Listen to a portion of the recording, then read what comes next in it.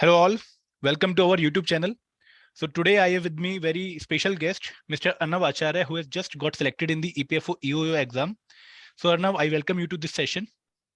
Thank you, sir. Thank you for providing me this opportunity to share my journey. Thank you, Arnav. I hope you are little relieved now. Has the feeling sinked in? Yes, sir. Very much relieved and very much happy also. Great. So I would like to tell the students that Arnav is a very great aspirant and almost preparing for the UPSC examination. He was also preparing for the state PCS examination also. He has done his BTech from civil engineering, Yes, and sir. he is currently working in SBIS Junior Associate. Yes, sir. So Arnav, how did you come to know about the EPFO EOO examination? Sir, in the year 2020, I was amidst the preparation of civil services. Okay. So I was preparing mostly the GS subjects and all that stuff. In that time, in the year January 2020, the EPFO notification came out. And through EduTap and through YouTube channels, I got to know about the notification, and it was a very prospective one.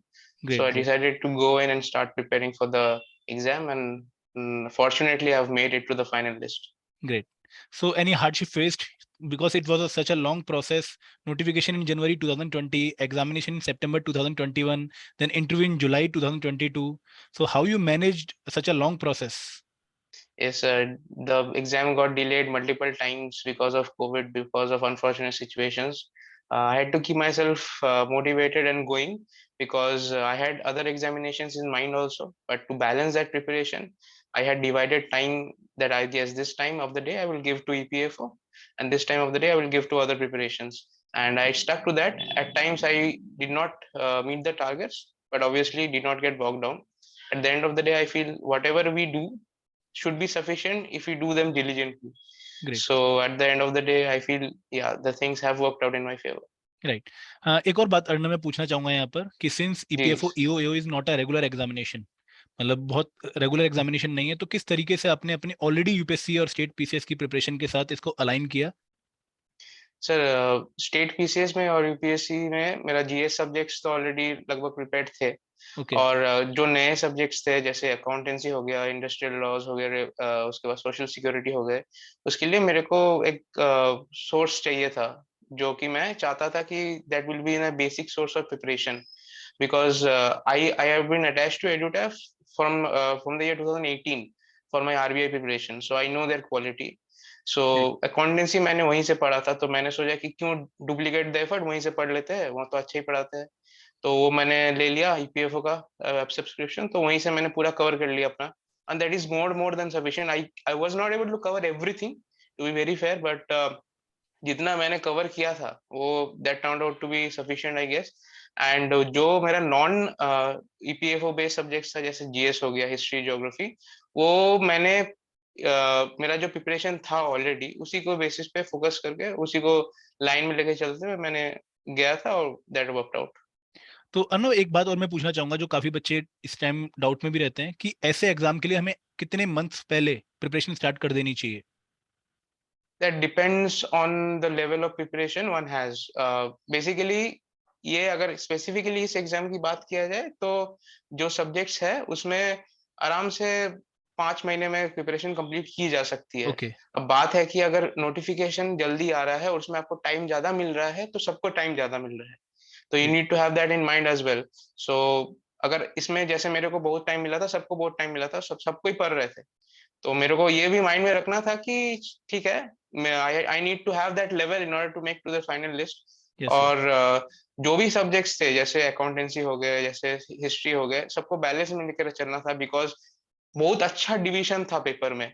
ऐसा नहीं था कि कोई subjects को छोड़ ही दिया, कोई subject से नहीं पूछा. और कुछ कुछ लो हैंगिंग फ्रूट्स हमेशा रहते हैं, जैसे इंग्लिश हो गए, जैसे रीजनिंग हो गए, जैसे मैथ्स हो गए, उनको हमेशा you have to perform to the T so that you can make it to the final list. तो यही फोकस पे रह के मैंने मूव किया था और कहीं ना कहीं स्ट्रेटेजी वर्क कर गई.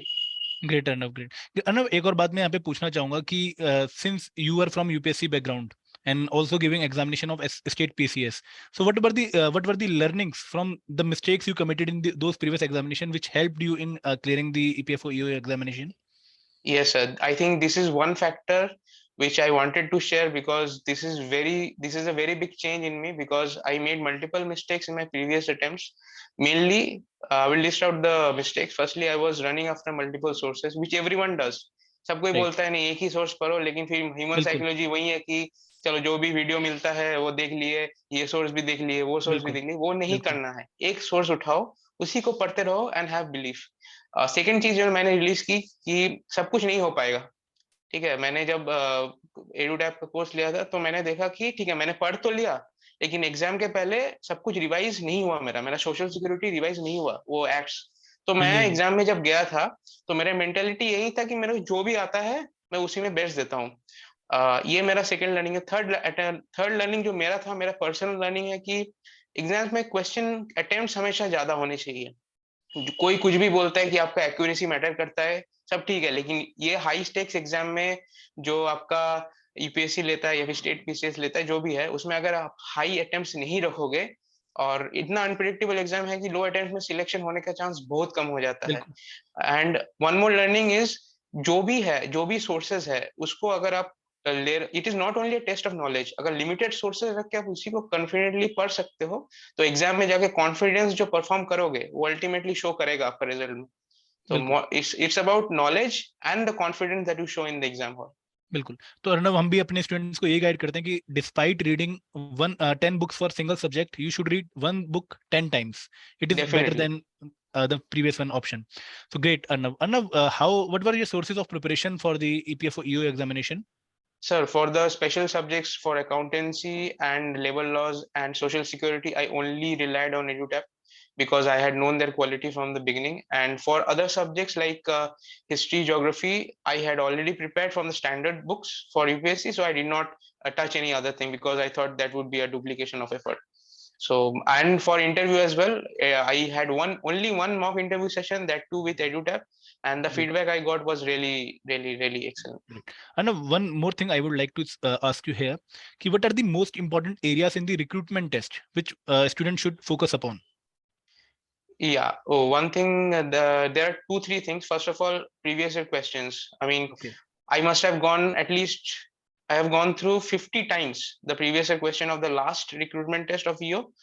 And I knew that they had the breakup of this question. They are going to ask at least this amount of questions from this section.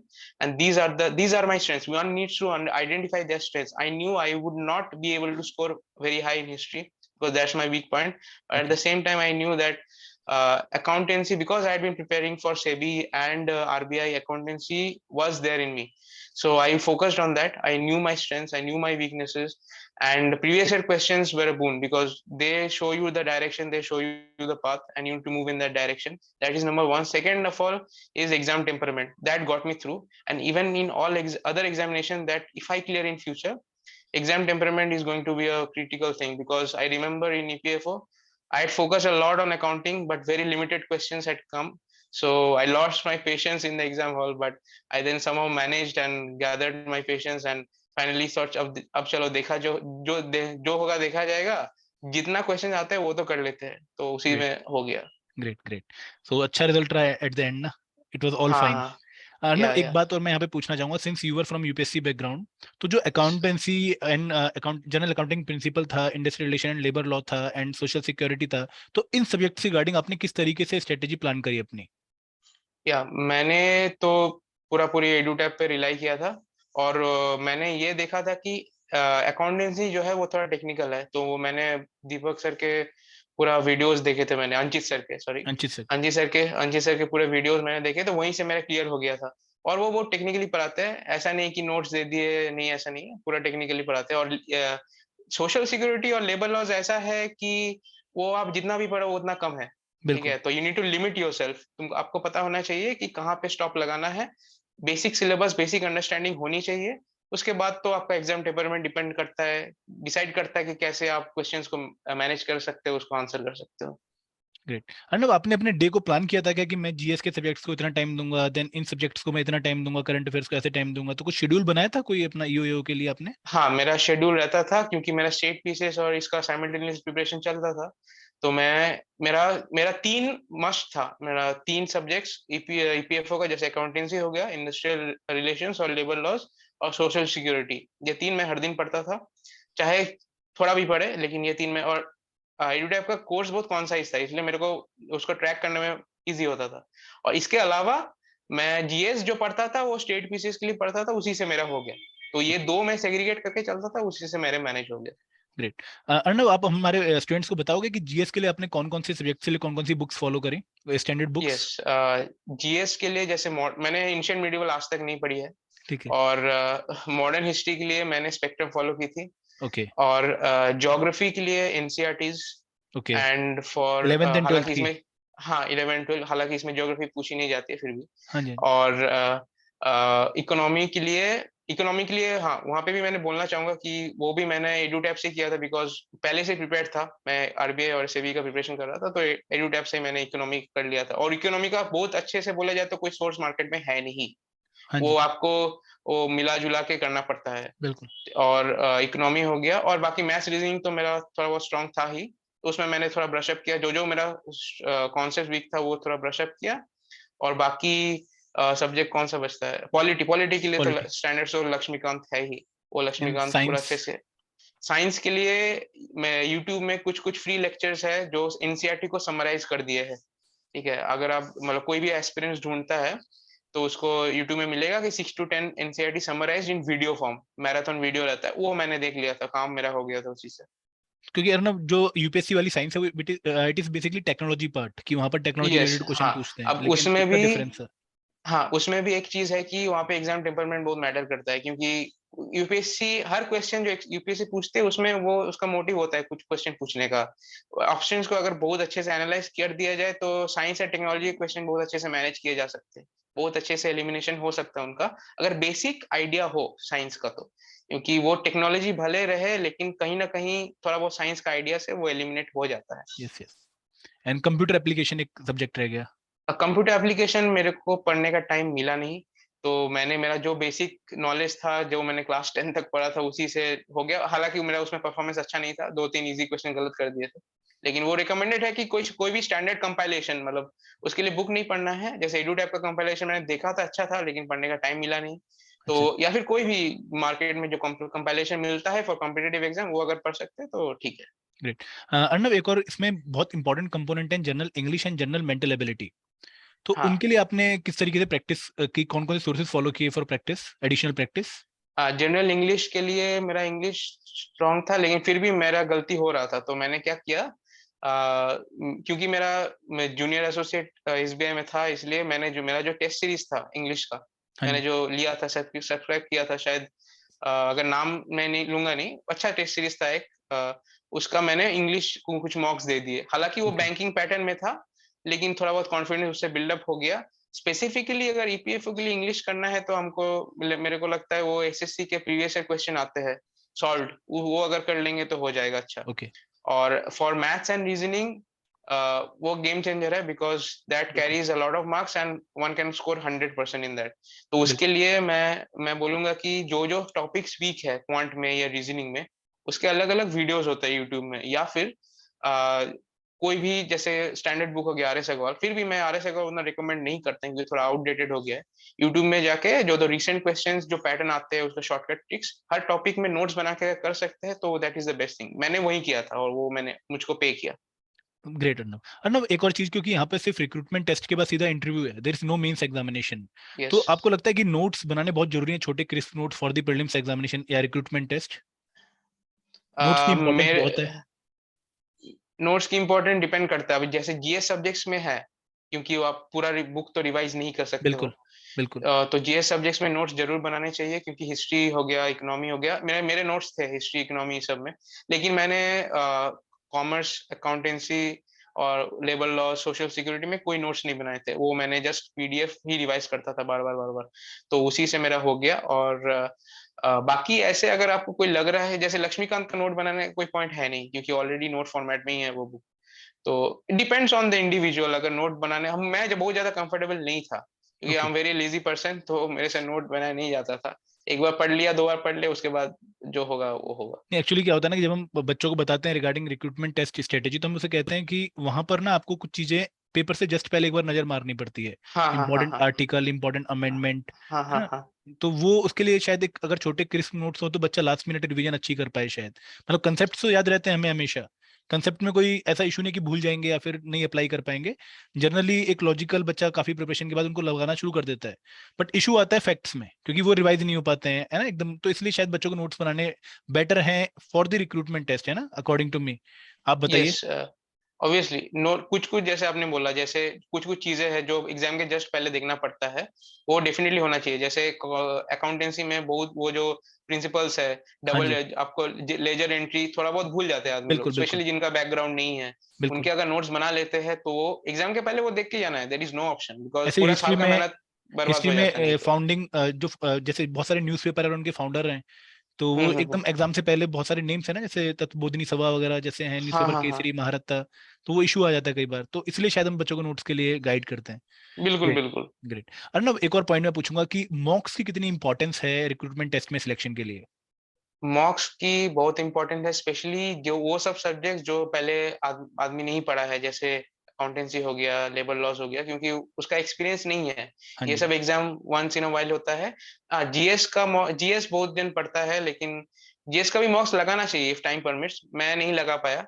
मॉक्स is the most important thing. Previous year question के बाद अगर कुछ important है तो वो मॉक्स ही होता है, irrespective of your knowledge that you have gathered from books. You should go for मॉक्स, क्योंकि वहां पे दो चीज टेस्ट होता है, एक तो आप कितना प्रिपरेशन में है, और सेकंड प्रिपरेशन, अगर आपको कोई क्वेश्चन का नॉलेज नहीं है उसके बावजूद आप उसको सॉल्व कर पा रहे हैं कि नहीं।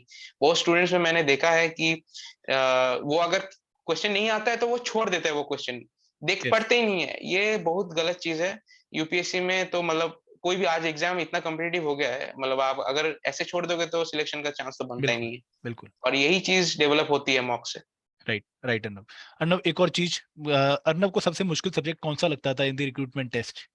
मेरा मेरा हमेशा से हिस्ट्री हेडेक रहा है। हिस्ट्री और जो नया एक्ट्स आया था, क्योंकि मेमोरी बहुत खराब है मेरा, तो एक्ट सब मैं जितना बार भी पढ़ता था मैं भूल जाता था। फिर भी जितना मैं वही है कि मतलब इतना बिलीफ रखना है कि जो मैं पढ़ रहा हूँ अगर एक डेडिकेटेड प्लान से हो रहा है तो दैट विल बी सफिशिएंट। मैं इतना ही भरोसा लेके गया था, अब जो होगा देखा जाएगा, इतना तो पढ़ लेते हैं बस, ग्रेट उसी में ग्रेट करना है। ग्रेट। अर्नब, आपके अकॉर्डिंग मोस्ट स्कोरिंग एरियाज कौन सा है इसके, मोस्ट स्कोरिंग एरियाज कौन से रिक्रूटमेंट टेस्ट में। English is one. उसमें 20 मार्क्स आते हैं आराम से, अगर कोई अच्छे से प्रिपरेशन 17-18 आराम से पाया जा सकता है। मैथ्स रीजनिंग हो गया। कॉमर्स अकाउंटेंसी अगर कोई अच्छे से करे तो बहुत टेक्निकल सब्जेक्ट है, गलत होने का चांस कम रहता है, ग्रेट। तो वो एक लो हैंगिंग फ्रूट है।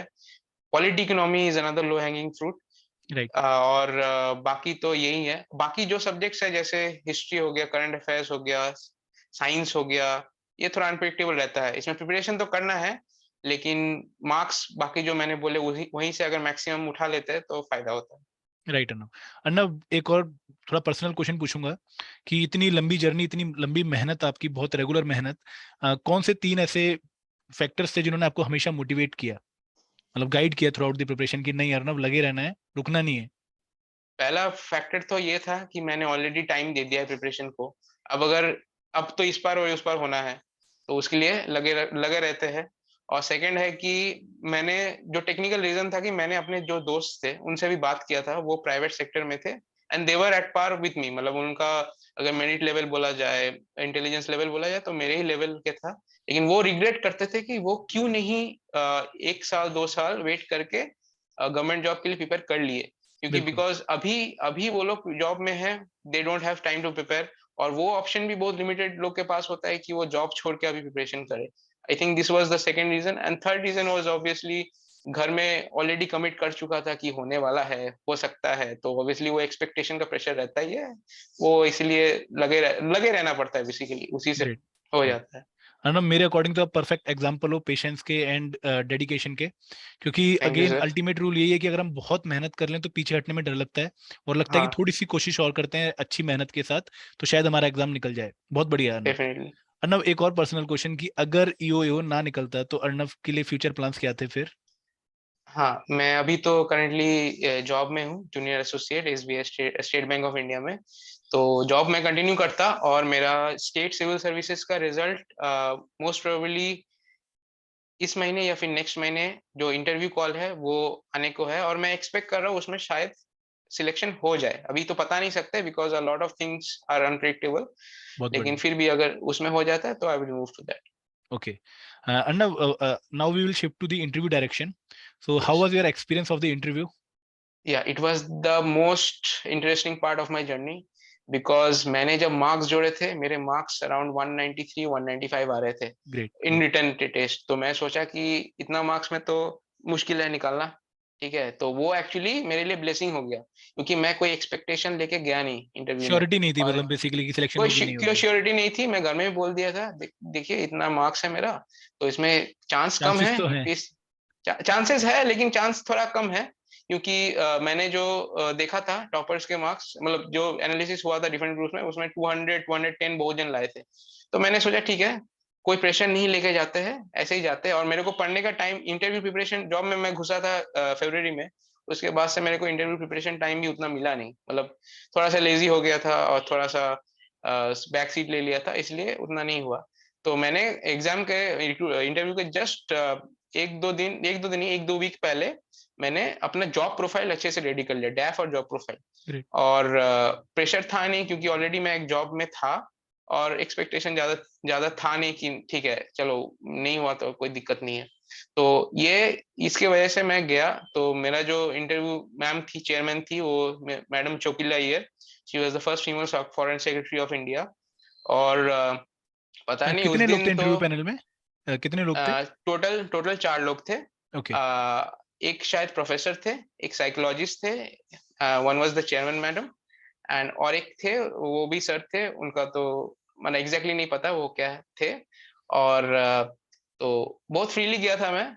और luckily just the first question that ma'am asked me was where do you work.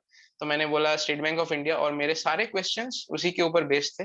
Okay. Okay. तो luckily I was able to answer, but more than my answering, I would say my body language and my confidence, ये सब matter किया। और मैं उस दिन बहुत free था, मेरे को पता ग्रेट। नहीं क्यों ऐसा, लेकिन बहुत फ्री था उस दिन। और जस्ट मैं जब लीव कर रहा था, मेरे को मोस्टली टेक्निकल क्वेश्चन पूछे गए। एक थोड़ा सा बाउंसर फेंका गया था कि क्वेश्चन था कि you are from West Bengal, don't you think that the West Bengal government which declares so much freebies before elections, isn't that a type of bribe? तो बहुत प्रोवोक किया गया, तो मैंने बोला कि no sir, it is not a bribe. तो I give reasons for that. उसके बाद इंटरव्यू खत्म हुआ, हार्डली 10-12 मिनट चला होगा। तो राइट, राइट। उसके बाद मैं जब निकल रहा था, तो I could hear them say that we could hardly bend him on this issue. So वो मेरे को लगा कि चलो इंटरव्यू तो ठीक गया, उसके बाद देखते हैं क्या होता यानी है। आपने डिप्लोमेटिक मैनूवरिंग कर दी अच्छे से। हाँ, डिप्लोमेटिक अच्छे से मैन्यूवरिंग कर दी, और उनको बोल दिया कि बहुत सारे रीजन के साथ, वो लोग लास्ट में कन्विंस हो गए, नहीं ठीक है ये मान सकते हैं इसका answer. Great. Arnav, after talking to you ना, I feel कि you are very simple, straightforward person with a very good mind. तो ये रिफ्लेक्ट हो रहा है कि आपकी पर्सनैलिटी में एक है, एक अदा जो आपको सिलेक्ट करने में काफी हेल्प करी है। बहुत बढ़िया thank you Arnav. Sir. Arnav, what are the different areas जो आपने इंटरव्यू के लिए प्रिपेयर किए थे? Yes, first of all, the area that I most focused on was my job profile. Okay. ठीक है, मैंने ऑलरेडी 6 मंथ्स मेरा एक्सपीरियंस हो चुका था एसबीआई में, तो उसमें मैंने अच्छे से प्रिपेयर किया था। Second thing was my डैफ। डैफ में भी हर चीज जो था, मतलब एवरी वर्ड, जैसे मान लीजिए मैं आसनसोल से हूँ, तो आसनसोल का मल्टीपल डायमेंशंस मैंने कवर किया था, जैसे social, economic, political, great. History, उसका मैंने पूरा डिटेल ले लिया। ऐसे पूरा डैफ, हर एक पॉइंट, हर एक वर्ड को मैंने अच्छे से किया था। ये था सेकंड। थर्ड था मेरा एजुकेशनल बैकग्राउंड, जो सिविल इंजीनियरिंग था, उससे मैंने ज्यादा तो टाइम मिला नहीं, लेकिन थोड़ा बहुत देख लिया था। और उसके जो आइडियली करना चाहिए, उसके बाद थोड़ा बहुत बॉडी लैंग्वेज और स्पीकिंग पे फोकस करना चाहिए। You should have a smiling face in front of the board. तो ये सब है। और एक चीज है कि मतलब अगर कोई चीज अगर नहीं आती है, तो वो बोल देना चाहिए कि नहीं आता है। हाँ, कोई कोई चीज में आप परमिशन ले लेना चाहिए कि ठीक है, can I take a guess, तो वो अगर अलाउ करते हैं तो ठीक है। और बाकी मेनली आई थिंक अपना जॉब एक्सपीरियंस, अपना डैफ, अपना एजुकेशनल बैकग्राउंड, हाँ हॉबीज। हॉबीज मैंने अच्छे से प्रिपेयर किया था, बट उसमें कोई क्वेश्चन नहीं पूछा। और हॉबी ऐसी होनी चाहिए, बहुत जन बोलते हैं कि हॉबी वही लिखो जो एक्चुअली प्रैक्टिस करते हैं, बिल्कुल, लेकिन बिल्कुल। हाँ, तो अब बात है कि थोड़ा कैची उसको बनाना चाहिए। जैसे अब मान लीजिए क्रिकेट लिखते हैं, तो cricket is not a very catchy hobby. हालांकि क्रिकेट आप देखते हैं, लेकिन अब उसमें भी थोड़ा वो कैची कर बिल्कुल सकते हैं, जनरल जैसे जनरल हॉबी होगी एक तरीके से, जनरल हो गया, स्पेसिफिक नहीं है। थोड़ा स्पेसिफिक, जैसे मान लीजिए आपने बोल दिया एक्सप्लोरिंग इरेगुलर रिकॉर्ड्स और फनी रिकॉर्ड्स इन क्रिकेट, ऐसा हो गया, तो उसमें उसमें क्वेश्चंस अट्रैक्ट होंगे, दैट विल बिल्कुल become a playing ground for you. बिल्कुल, और उनके लिए तो लिमिटेड भी हो जाएंगे शायद क्वेश्चन काफी बनाने ना, एकदम हाँ, on the spot. Exactly exactly, तो यही सब रहता है मेनली। बाकी तो थोड़ा बहुत लक भी रहता है उस दिन पे, आपका कैसा जा रहा बिल्कुल है उसके बिल्कुल। ऊपर भी डिपेंड करता है। अर्नव, एक क्वेश्चन ना मैं यहाँ पे पक्का पूछूंगा, क्योंकि ना बच्चों को काफी डाउट रहता है कि इज इट गुड टू से no in the interview? Depends on the question. If they are insisting to know about something that you know already, जैसे पूछ लिया कि आपने ये क्यों नहीं किया, पर्सनलाइज्ड अगर क्वेश्चन है तो आपको बिल्कुल बोलना चाहिए, बोलना आप मतलब नो कर सकते हो बिकॉज योर ओन स्पेस। लेकिन कोई कोई ओपिनियन अगर आपसे पूछा जा रहा है देश के बारे में, तो वहां पे नो नहीं बोलना चाहिए, you should give a diplomatic answer. Great great. उतना भी स्ट्रेट फॉरवर्ड नहीं होना चाहिए कि वो लोग को लगे कि एरोगेंस आ रहा है इसमें। अन्ना, एक और बात मैं पूछूंगा कि देखो, आपका एक ऑलरेडी बैकग्राउंड था, यू आर इन एसबीआई, है ना, while giving yes the yes. Interview. तो आपको लगा नहीं कि वो अगर मुझसे क्वेश्चन पूछें कि किस तरीके से आप एसबीआई छोड़ के यहाँ पर क्यों आना चाहते हो, है ना, एक क्वेश्चन बनता ही है, बहुत नेचुरल सा क्वेश्चन है ये, तो आपने उसको किस तरीके से डिफेंड किया फिर?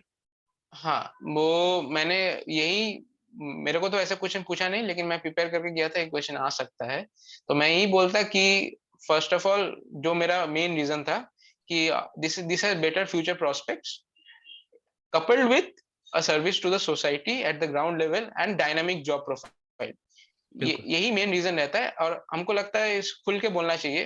पे पर्क्स भी अच्छा रहता है, ये सब अगर खुल के बोलेंगे तो ही ठीक है, क्योंकि वो मोनोटोनस आंसर सब सब जो बिल्कुल बोलते हैं कि सर्विस टू द नेशन, ये बिल्कुल। सब वो दैट इज वो रटा रटा आंसर नहीं चलता है वहाँ पे। अन्ना, एक और चीज मैं पूछूंगा कि इंटरव्यू प्रिपरेशन के लिए जो ईपीएफओ के एक्ट्स हैं और जो ईपीएफओ की हम्म आपकी एओए की जॉब प्रोफाइल है, क्या वो भी आपने हम्म। स्टडी करी थी पूरी अच्छे से? वो करने की कोशिश की थी सर, लेकिन टाइम नहीं मिला, क्योंकि जॉब में ऑलरेडी था। तो वो एक्चुअली आइडियली होना चाहिए, क्योंकि बहुत जन से क्वेश्चन पूछा गया था। अच्छा अच्छा। तो आइडियली ईपीएफओ का वो जो जॉब प्रोफाइल होता है, ईपीएफओ के जो रिसेंटली एक्ट्स अमेंडमेंट्स होते हैं, या फिर ईपीएफओ जो न्यूज में है, कोई बिल्कुल, अगर मेजर जो उनके चेंजेस हुए हैं, बुलेटिन्स वगैरह भी होते हैं कई बार। हाँ हाँ हाँ, वो जरूर करके जाना चाहिए। Great great. वो तो अन्ना, रहता ही है। कोई बुक फॉलो करी थी इंटरव्यू की प्रिपरेशन के लिए, या फिर से आपने सिर्फ मॉक दिया था? नहीं, मैंने एक मॉक दिया था, और पूरा मेरा जो डैफ था, मेरा जो पर्सनल लाइफ था और एसबीआई का वर्क, उसी के ऊपर मैंने गूगल सर्च करके पूरा इंटरव्यू प्रिपरेशन किया था, ग्रेट। बस और कुछ तो आपने मॉक एडुटैप का दिया था, नहीं। जी जी जी। तो कैसा एक्सपीरियंस रहा आपका? एक्सपीरियंस था, वहां पे नवंबर में हम लोग को डैफ भराया गया था, हाँ जी हाँ जी। और नवंबर में मेरा कुछ प्रिपरेशन नहीं था, मतलब आई हैड नो प्रिपरेशन, और मेरे पास उस टाइम जॉब भी नहीं थी। तो मैंने दिया था, मेरे को बहुत सारे फीडबैक मिले थे जो मैंने अप्लाई किए, जैसे I should have a smiling face, and I should work on my knowledge part. और उसमें ओके। उनमें मेरे को एक पॉजिटिव फीडबैक ये दिया था कि आप जो भी बोलते हो बहुत स्ट्रेट फॉरवर्ड और कॉन्फिडेंस के साथ बोलते हो। Yes yes. आपका कॉन्फिडेंस, आपका बॉडी लैंग्वेज और आपका कम्युनिकेशन में कोई इशू नहीं है। बाकी आपको you have to work on these areas, और that I worked upon in the coming months, and that paid off, because I am sure, because मेरा सिलेक्शन इंटरव्यू के वजह से ही हुआ है। मेरा रिटर्न मार्क्स इतने नहीं थे कि वो मेरे को पार लगा जाते, इंटरव्यू अच्छा था, इसीलिए मैं यहाँ पे हूँ आज। Great Arnav, great.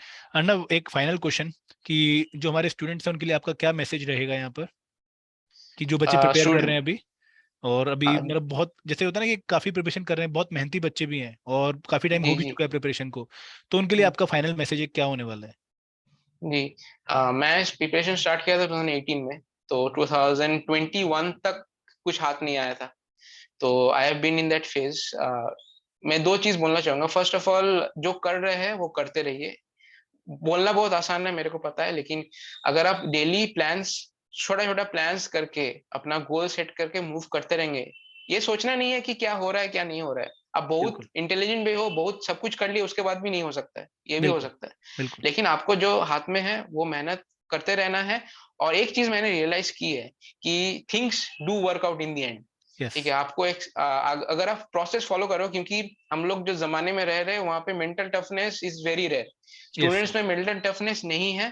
थोड़ा बहुत भी मेंटल टफनेस आपने शो कर दी, आपने अगर अपना प्लान शेड्यूल फॉलो कर लिया, बेसिक मटेरियल्स कवर कर लिए, जो ये भी अपने आप करना को है एक वो, लेवल से ऊपर रेज कर दिया हल्का सा। हाँ, एक थोड़ा सा अपने आप को मेंटेन कर लिया, थोड़ा सा टाइम के लिए अपने आप को पेशेंट कर लिया, थोड़ा सा कॉन्फिडेंट कर लिया, तो वो हो जाता है।